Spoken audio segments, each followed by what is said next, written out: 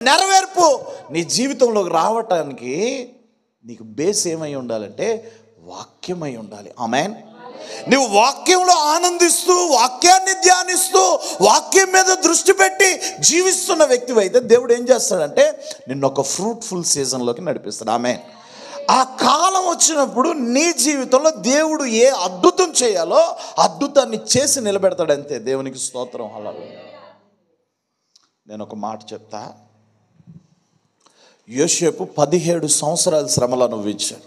ఎన్ని సంవత్సరాలు? తనకు ఒక సీజన్ వచ్చింది. ఆమేన్.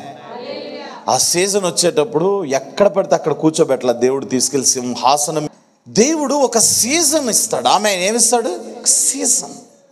17 సంవత్సరాలు దేవుడిచ్చిన మాటను నమ్మి వాగ్దానాన్ని నమ్మి ఎన్ని శ్రమలైనా కలవరపడకుండా యోసేపు ఆ దర్శనాన్ని మోసుకెళ్తూ ఉన్నాడు. ఆమేన్. 17వ సంవత్సరం వచ్చేటప్పుడు 17 గంటల్లో యోసేపు జీవితాన్ని దేవుడు రూపాంతరపరిచి మార్చివేసి పడేశాడు. దేవునికి స్తోత్రం. హల్లెలూయా. అలాగే మనందరం కూడా దేవుని మాటను వాగ్దానాన్ని వాక్యాన్ని నమ్మి ఆయన చెబుతున్న విధానంలో మన జీవితాలు కట్టుకుంటూ ఎదురు చూస్తే ఒకరోజు మన సీజన్ని దేవుడు ఏం చేస్తాడంటే మార్చివేస్తాడు. మన డిసిగ్నేషన్ని ఏం చేస్తాడంటే మార్చివేస్తాడు. నేను యేసు ప్రభువులో నేను జీవితం ప్రారంభించినప్పుడు నేను ఒక కూలివాడిగా జీవితాన్ని ప్రారంభించాను. ఆమేన్. ఒక సైకిల్ లేకుండా జీవితాన్ని ప్రారంభించాను. ఆమేన్. సంతానం లేని స్థితిలో నేను జీవితాన్ని ప్రారంభించాను. హల్లెలూయా. అందరి చేత విడవబడి వెలివేయబడిన స్థితిలో నేను ప్రారంభించాను. హల్లెలూయా. అయితే ఆ రోజుల్లో నేను అన్ని శ్రమలు నాకు ఎదురవుతున్నా, కష్టాలు ఎదురవుతున్నా, దెబ్బ మీద దెబ్బ పడుతున్నా నేను ఆయన వాక్యమునందు ఆనందిస్తూ ధ్యానిస్తూ అనుసరిస్తూ స్వీకరిస్తూ ఆయన కూర్చోమన్నప్పుడు కూర్చొని ఆయన నిల్చోమన్నప్పుడు నిల్చొని ఆయన ఎక్కడ ఉండమంటే అక్కడ ఉంటూ అడుగు తర్వాత అడుగు వేస్తూ వచ్చుతుండగా నాకు ఒక సీజన్ వచ్చినప్పుడు దేవుడు నాకు కావాల్సినవన్నీ దేవుడు తీసుకొచ్చి ఇచ్చాడు. దేవునికి స్తోత్రం. హల్లెలూయా. నేను అంటాను నీకంటూ ఒక సీజన్ రాబోతుంది. ఆమేన్. నీకంటూ ఒక సీజన్ రాబోతుంది. ఆమేన్. ప్రపంచానికి నువ్వు ఫలించగలవని, మోడుబారిపోయిన నీ జీవితంలో చిగుర్లు రాగలవని, చేదైన నీ బ్రతుకు మారా అయిపోయిన నీ బ్రతుకు మధురంగా మారగలదని నిరూపించగలిగిన సర్వశక్తి కలిగిన దేవుని పాదాల్లో ఆయన మాటను ఆశ్రయించి నీవు నమ్మి ఆయన పాదాల దగ్గర ఉంటే నీ సీజన్ వచ్చినప్పుడు నీ చేదైన అనుభవం మధురంగా మారుతుంది. ఆమేన్. నీ దీనస్థితి సంపన్న స్థితిగా మారుతుంది. నీ పేదరికం ఐశ్వర్యంగా మారుతుంది. నీ రోగం ఆరోగ్యంగా మారుతుంది. నీ లేమి సమృద్ధిగా మారుతుంది. నీ దుఃఖం సంతోషంగా మారుతుంది.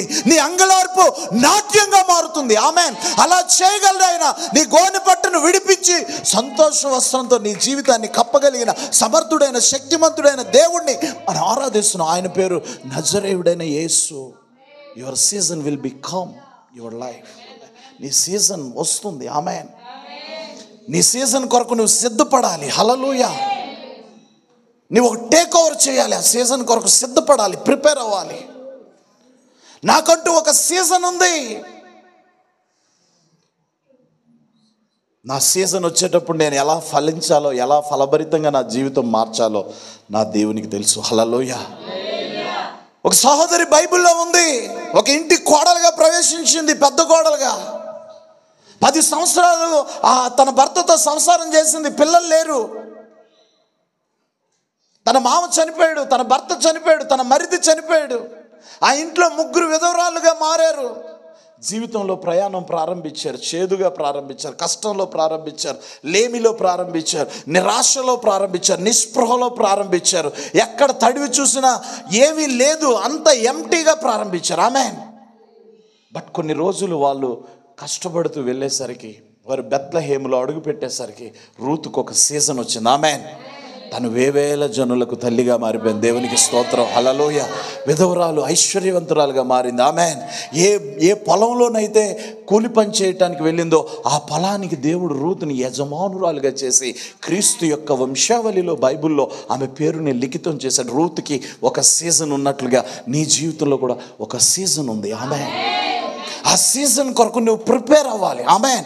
ఆ సీజన్ కొరకు నువ్వు సిద్ధపడాలి. ఆమేన్. ఆ సీజన్ వరకు నువ్వు దేవుని సన్నిధిలో ఎదురు చూడాలి, నిరీక్షించాలి. హల్లెలూయా. ఆయన మాటను గట్టిగా నువ్వు నమ్మాలి. హల్లెలూయా. 17వ అధ్యాయం ఇర్మియా పుస్తకం 9వ వచనంలో బైబిల్ ఎలా ఉంటుందంటే, యెహోవాను నమ్ముకొనివాడు ధన్యుడు, యెహోవా వానికి ఆశ్రయంగా ఉంటాడు.